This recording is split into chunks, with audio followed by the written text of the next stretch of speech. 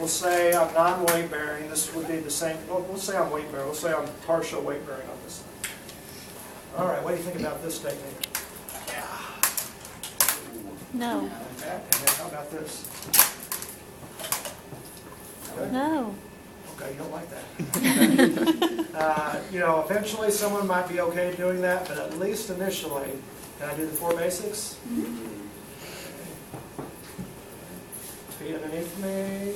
Let's say I'm weight bearing is tolerated over here. If I was non-weight bearing, I'd keep it out there.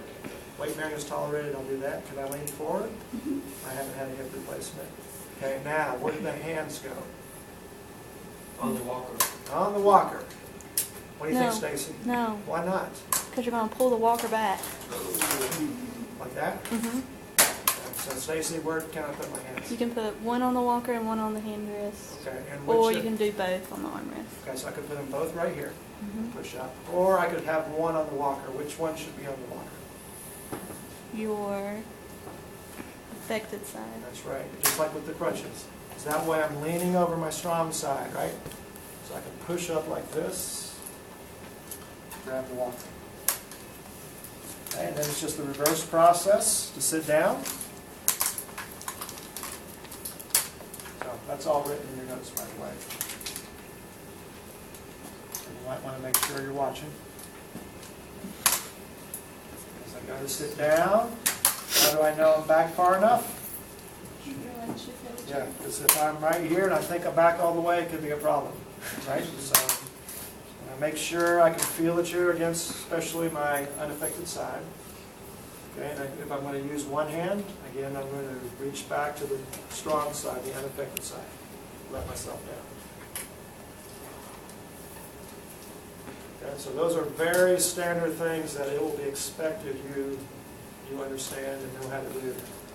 Sit to stand with a walker, with crutches, with any assistive device. With a lot of the other assistive devices, it doesn't, really make that much difference. I mean, it's not that much different from the 4 basics as usual. If I have a quad cane there, I can just let it be there. If I'm going to have a hand on it, which may not be the safest thing because that's not very stable, I'd rather probably do like this. But if I'm going to use a hand on it, I'd probably put it on the affected side. But I think I would rather just use both hands like that. Okay, so you need to make sure you know a good safe technique, especially with crutches and with a walker, sit and stand. Okay, let me demonstrate one more time. What about getting up in the parallel bars? All right. What do you think about this technique? You're not supposed to. Why not? If they're not. I feel very safe when I look at this. Slide right off that. Mm-hmm. With bad parallel bars, you're going to pull them. Okay. That's possible, but Not all parallel bars are as, like, Without using that's them. nice. That's true. yeah. Your center of gravity is way But off. when I go home, is that the way I'm going to stand up and sit down? So you might as well start practicing the way you're actually going to do it. Now, again, if you're going to put one hand on here, it's just like the walker on the affected side. I can see doing that. Same thing going back there. Or with both hands going up. With both hands going down.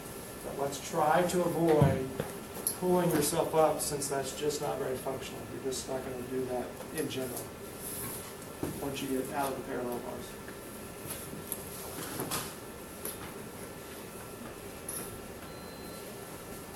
So do you still guard from the side there or the front? Okay. Or whatever? Nick.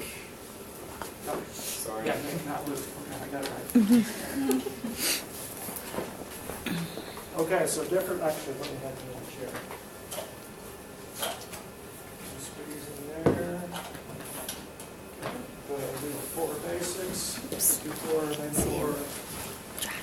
Feet underneath you. Put push off from the chair.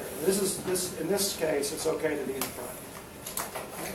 Go ahead and come on up, push on up, and grab the bar. Okay. And just at the same time, walk toward me. It's fine to be in front when you're in the parallel bars like this. And then let's go ahead and turn around. When we turn around, I'm going to turn to the left. I'll go around. I can just stay where I am. And be on the side like this. Turn around, back up to the chair. You can reach back with your hands.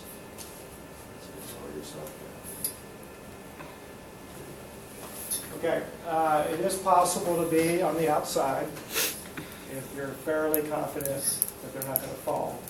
But if you're really kind of concerned they're going to need help or they're very unstable, I would be in parallel bars right with them.